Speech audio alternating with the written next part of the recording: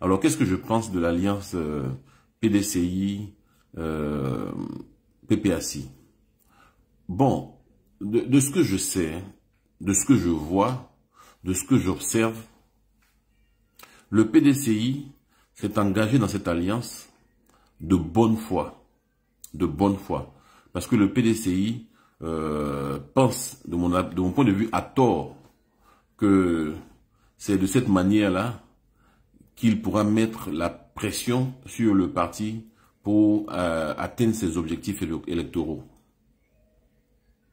Mais en réalité, Tidjane Thiam et Gbagbo Laurent ont deux agendas complètement différents. Tidjane Thiam cherche les voies et moyens pour être inscrit sur la liste électorale. D'où son insistance sur la révision de la liste électorale avant la présidentielle, ce qui lui permettrait d'être éligible à nouveau. Gbagbo Laurent, là, en réalité, si vous observez bien, ce n'est pas l'élection qui l'intéresse. Ce qui l'intéresse, c'est d'avoir le leadership de l'opposition ivoirienne. Donc les deux combats sont différents. Les deux objectifs sont différents. Voilà. Gbagbo veut démontrer qu'il n'est pas fini. Gbagbo veut montrer à Simone Gbagbo, à Finguessan, à Blé Goudé et autres, Madou Coulibaly et consorts, que lui, Gbagbo, il reste le leader de l'opposition en Côte d'Ivoire. Pour preuve, c'est lui aujourd'hui qui couru par le PDCI. Donc c'est ça son objectif. Il n'a pas d'autres objectifs. Parce qu'il ne fera rien de plus qu'il n'a fait en 2020. En 2020, il y avait la désobéissance civile. Tous les partis d'opposition étaient réunis. Gbagbo n'a pas été solidaire de la désobéissance civile. J'y étais, donc je sais de quoi je parle. On était en pleine réunion quand Asso Adou a dit à Bédier, Gbagbo m'a appelé pour me dire que si Afinguessan est le porte-parole de la désobéissance civile, le PPACI se retire. C'était devant moi. Voilà. Et donc, Bédier, qui n'y croyait pas, est allé appeler Gbagbo, et Gbagbo lui a confirmé ça. Afi a eu le soutien de Mabri Touakeuse, a eu le soutien de Madou Coulibaly, de Boni Claverie, enfin de presque tout le monde. Et comme les gens du PPACI ne voulaient pas que ce soit Afi qui soit le porte-parole, ben ils ont claqué la porte. Ils sont partis. Et si vous avez remarqué, vous avez vu que la désobéissance civile, il n'y a rien eu du tout à l'ouest, à Gagnoua, Daloa, enfin, il n'y a rien eu, Dioko, il n'y a rien eu.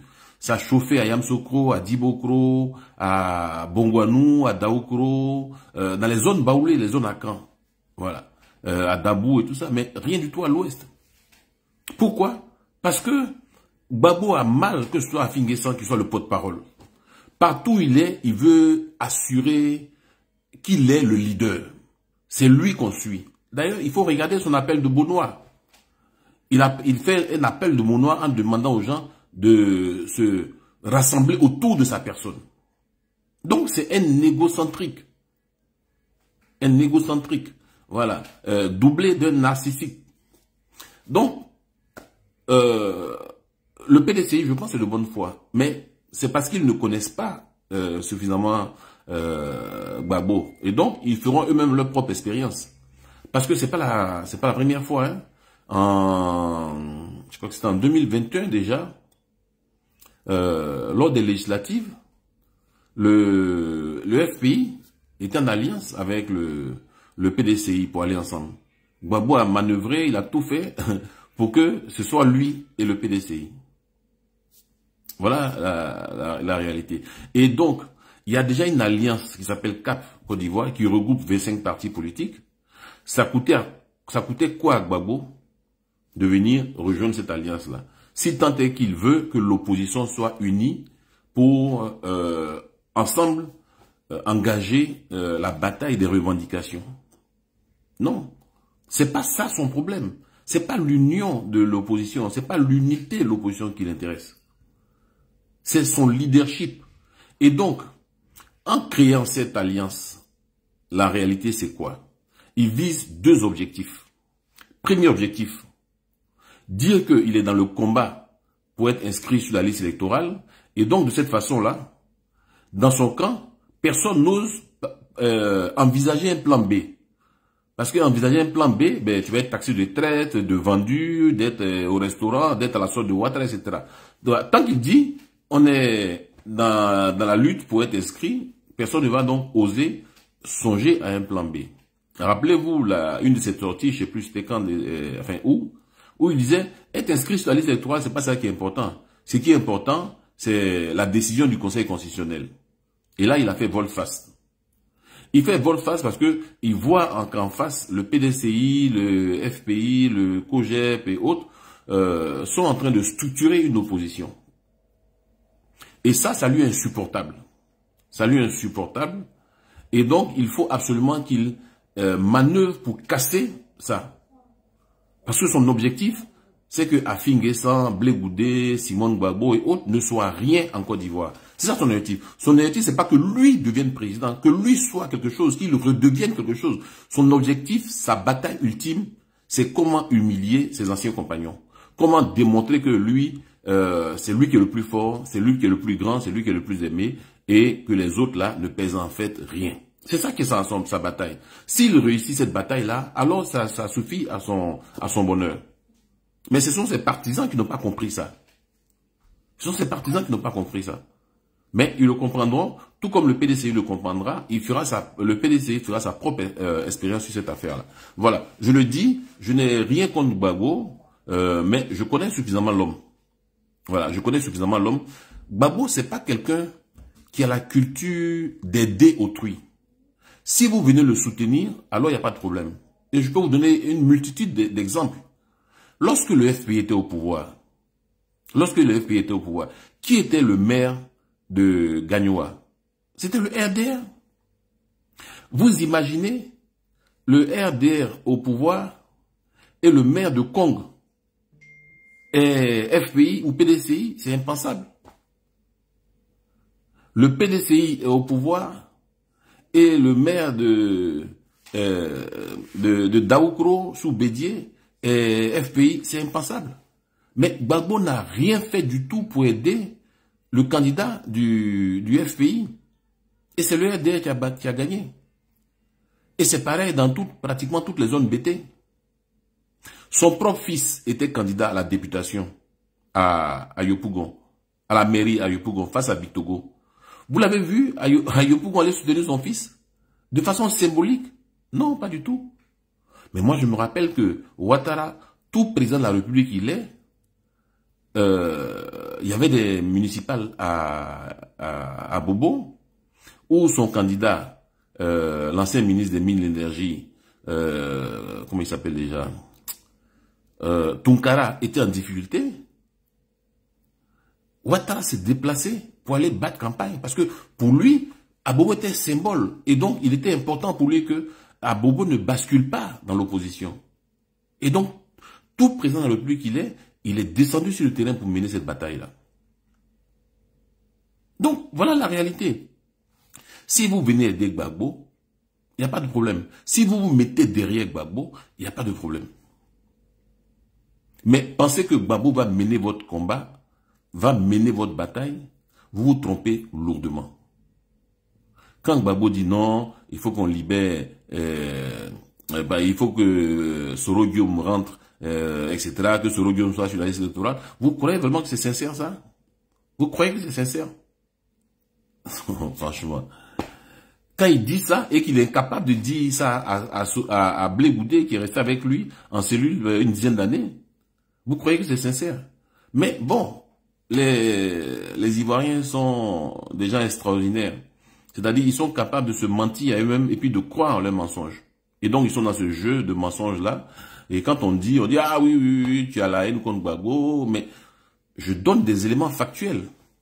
Je donne des éléments factuels. La dernière fois, je disais que j'étais directeur départemental de campagne de Gbagbo. Il y a quelqu'un qui est venu et je disais que je n'ai jamais reçu un franc de Gbagbo. Je n'ai jamais reçu un franc d'un candidat ou d'un cadre du FPI de l'époque. Mais je n'ai jamais reçu parce que j'ai jamais demandé. J'ai jamais demandé, c'est pas dans ma nature. J'ai jamais demandé à ce qu'on me donne de l'argent pour battre campagne. J'ai jamais demandé à ce qu'on me nomme à un poste. Dans le Nzi, là, la région du Nzi où j'étais, où Dimoko était le chef-lieu de région, le directeur de campagne de Daoukro, c'était Henriette Lagou. Elle était PCA de Air Ivoire. À Bongwanou, c'était Bosson Kiriwa. Il était PCA de l'assaut des forts. À Pricro, c'était Kofi Jean. Il était PCA de la Sonitra. À Bokanda, c'était Akessi Dodo. Elle était PCA de la Sikoji. À Dimokro, c'était Jean Bonnet. De 2000, fin 2004, parce qu'il devait y avoir une élection en 2005 qui a été reportée ensuite en 2010. Moi, j'ai été nommé DDC, directeur départemental des campagnes, en 2004. Donc, Jean Bonnet était un des rares directeurs de campagne, en tout cas le seul dans le ZIC au moins, à n'avoir pas été nommé un poste. Et je n'ai pas demandé. Je n'ai jamais demandé, je me suis jamais plaint à quelqu'un. Voilà. J'ai fait la campagne de Gbagbo avec mes propres deniers. J'ai financé la campagne de Gbagbo avec mes propres deniers. Et si un cadre du FPI dit ce que je dis est faux, qu'il vienne me contredire. Qu'il vienne me contredire. La seule fois où j'ai reçu quelque chose, c'était à Maningé Saint-Michel. J'étais allé lui rendre visite et je partais à Dimokro. Il m'a remis 200 000 francs. Voilà, ça, je peux pas mentir, il m'a remis 200 000 francs. Il m'a dit, ah, c'est pour ton carburant. Voilà. Mais en dehors de ça, aucun cadre du FPI ne m'a remis de l'argent ou quoi que ce soit. Ils sont tous là, Lida Kouassi, enfin, ils sont tous là. Voilà. S'il y a un qui dit que c'est faux, qu'il fasse cette déclaration-là. Voilà. Qu'il fasse cette déclaration, et puis il va prouver quand, comment, voilà. Mais non, je le dis en toute sincérité. C'est pas que je le regrette, parce que je n'ai pas demandé. Je suis sûr que si j'avais demandé, probablement qu'on me l'avait demandé, mais mes finances personnelles me permettaient de le faire. Voilà. J'étais directeur juridique, puis secrétaire général de l'ANARE, plus DGA de l'ANARE. J'avais plus de 3 millions par mois. Donc avec ça, je pouvais financer ça sans problème, sans être obligé d'aller me rabaisser, aller attendre dans une salle pour qu'on me donne l'argent pour aller faire ceci ou cela. Voilà, je suis un homme de conviction et quand je m'engage avec conviction. Je n'attends rien en retour. Voilà, je n'attends rien en retour. Et d'ailleurs, quand Afin Guessa est venu me démarcher pour aller pour être directeur de campagne de Gbagbo, il m'a pas demandé d'être FPI. Hein. Il m'a demandé d'être directeur de campagne de Gbagbo et je lui ai posé mes conditions avant d'accepter. Je lui ai posé mes conditions avant d'accepter. Et mes conditions, c'était qu'est-ce que Dimoko gagne que je sois directeur de campagne. Et il m'a dit, qu'est-ce que tu voudrais qu'on fasse pour Dimoko? Je lui ai dit, je voudrais qu'on électrifie des villages. Il m'a dit, ok, on va s'en occuper. Et il l'a fait. On a électrifié 27 villages. Et je lui ai dit, je souhaiterais que on ait des sous-préfectures parce que Dimoko était un chef-lieu de région, mais n'avait aucune sous-préfecture. Il dit, ok, on va s'en occuper. De moment, il a appelé Tagro Désiré, et ça a été fait. Abidjan a été érigé en sous-préfecture, Django Kolo sous-préfecture, Nofu sous-préfecture. Donc, tout ce que je demandais, ça a été fait. Il a respecté sa parole. Donc, je me suis pas engagé pour avoir en retour quelque chose. Je me suis engagé pour que Dimoko progresse. Et pour moi, c'était ça. Sinon, à Dimoko, on m'a dit, Jean Bonnet, si tu acceptes d'être directeur de campagne de Gbagbo, on va dire que FPI, tu ne seras plus jamais élu dans ce département qui est PDCI. Mais je lui ai dit, c'est pas grave. Si moi, je ne suis pas élu, mais que à Dimokro, les gens ont des sous-préfectures, les gens ont l'électricité, les gens ont du travail, parce que je veux battre pour que UTEX. Moi, ça suffit à mon bonheur. Parce que moi, j'ai déjà un travail, j'ai un salaire confortable. Donc, c'est pas ça qui est important. Vous voyez. Donc, cette alliance-là, c'est une alliance de dupes. Mais laissons chacun faire son expérience et puis on en reparlera. Voilà. Si vous avez d'autres questions.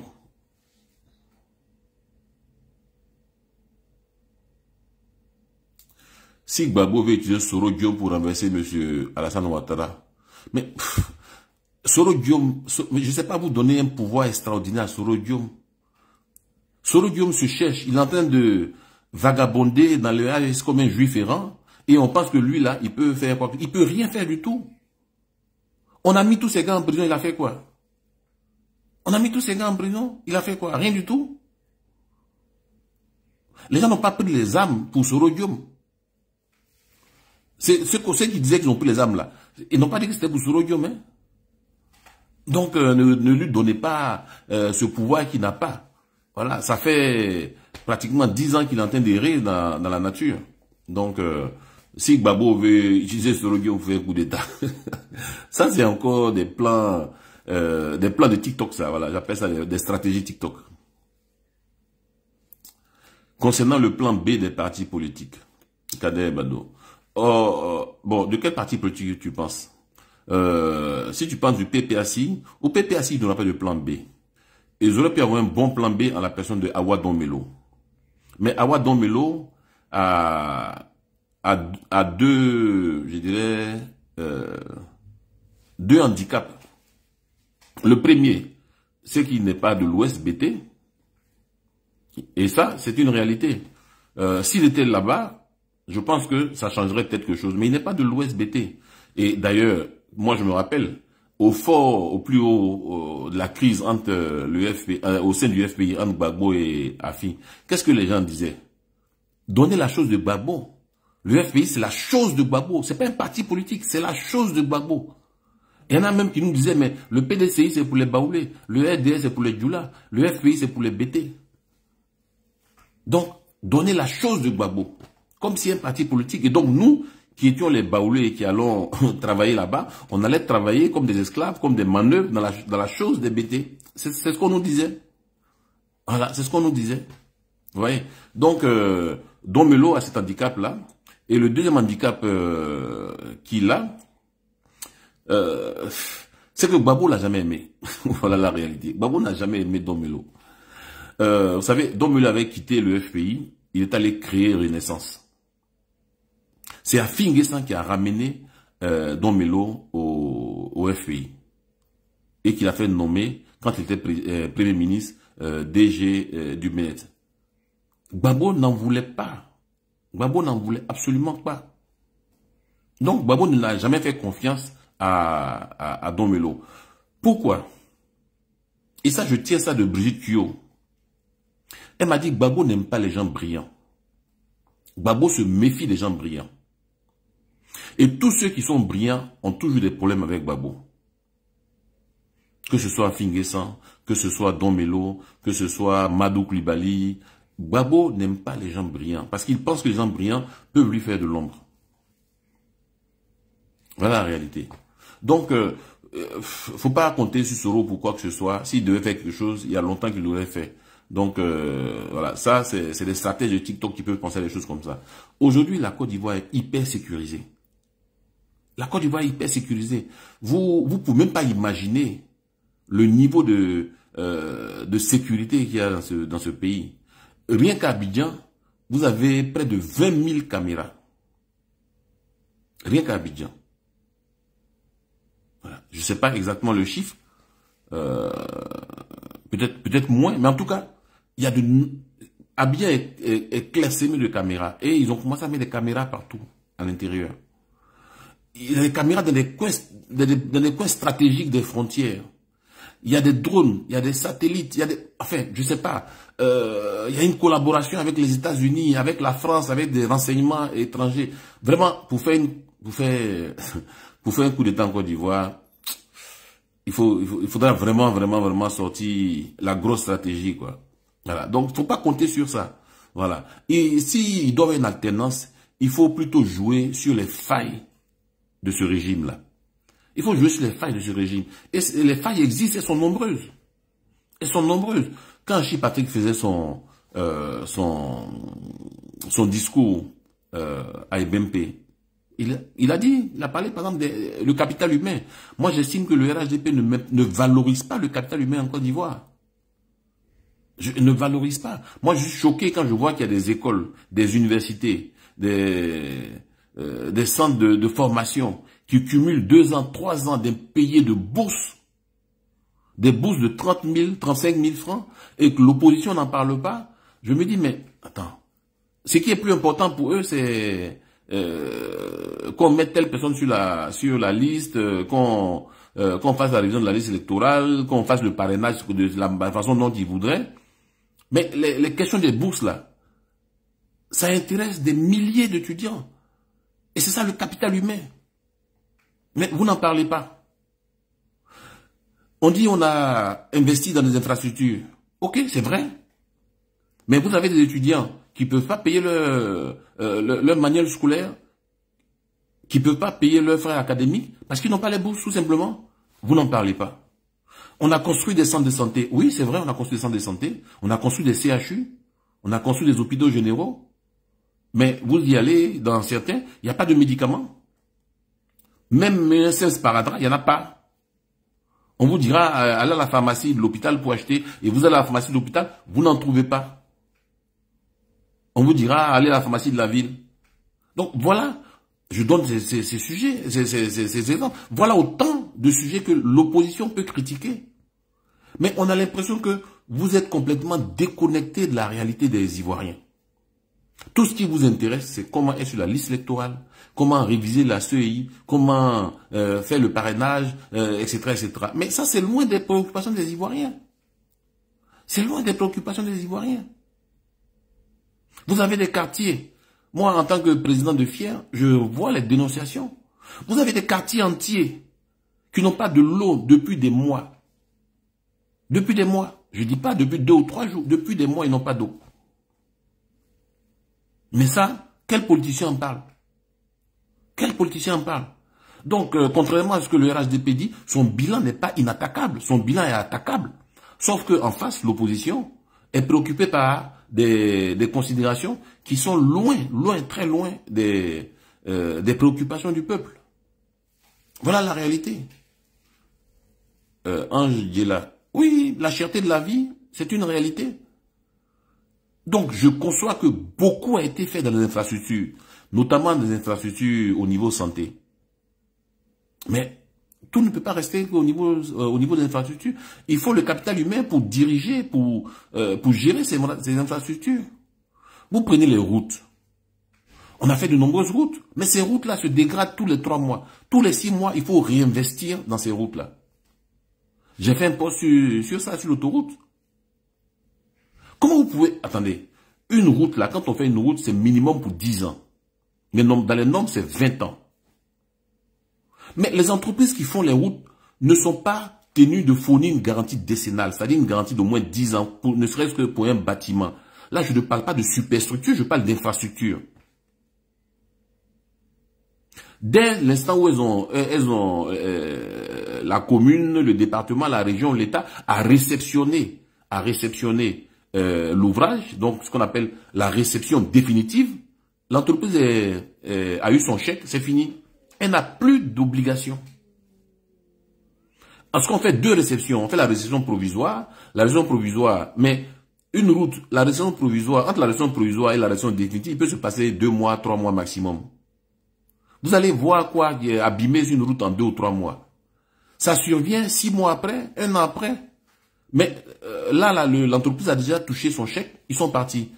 Et donc, il va falloir encore puiser dans les caisses de l'État pour aller refaire la même route. Alors que l'entreprise qui a mal travaillé, elle est là, on entend lui donner encore un autre marché. C'est ridicule. C'est ridicule. Pourquoi ne pas simplement amender le code des marchés publics pour qu'une entreprise qui réalise une route soit administrativement, civilement et même pénalement responsable? Parce que quand vous avez des gros trous dans une route et qu'une voiture qui roule à une vitesse légale vient s'engouffrer dedans et a son pneu qui éclate et qui commet un accident, qui est responsable? Ben, c'est l'État de Côte d'Ivoire. En France, ce serait l'État de Côte d'Ivoire. En Côte d'Ivoire, je ne sais pas, mais en France, ce serait l'État de Côte d'Ivoire. Pour faute lourde ou faute grave. Parce que l'État doit entretenir les routes. Et même quand il y a des trous, ce n'est pas signalisé. Il n'y a pas de signalisation. Donc, si vous rentrez dedans, ben, c'est pour vos propres... C'est pas normal. Voilà les choses dont les partis politiques devraient se saisir, en parler pour montrer qu'ils sont proches du peuple. Au lieu de ça, non, non, non, non. Le parrainage est trop compliqué, le parrainage ceci, le parrainage cela, non, pourquoi lui là n'est pas ici, pourquoi lui est là, etc. Oui, ok, c'est bien pour les partis politiques, mais c'est pas de ça que le peuple a besoin. Le peuple a besoin qu'on se sente proche de lui, qu'on sache quels sont les mots qu'il assaille. Voilà ce dont il a besoin. Il a besoin de symbolique et de symboles. Mais on ne voit pas ça. Donc, tout ce qui intéresse les politiciens, c'est le politico-politicien. Donc, le bilan du RHDP n'est pas inattaquable. Mais on a une opposition qui est aveuglée, qui est mue pour certains par la haine, pour d'autres par un manque de vision, et enfin pour les plus nombreux par une incompétence politique avérée.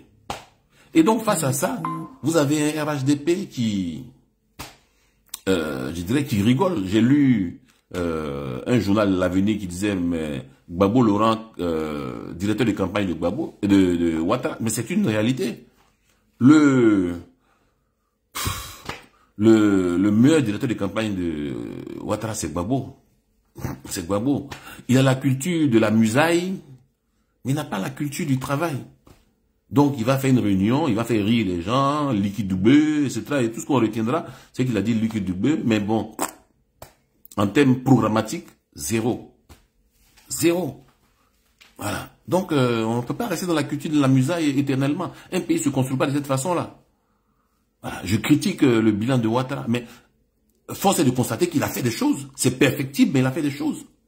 Alors, venez pas me parler de oui, la guerre, ceci, cela, la guerre nous empêchait, mais quand on est incompétent, on trouve toujours des boucs émissaires.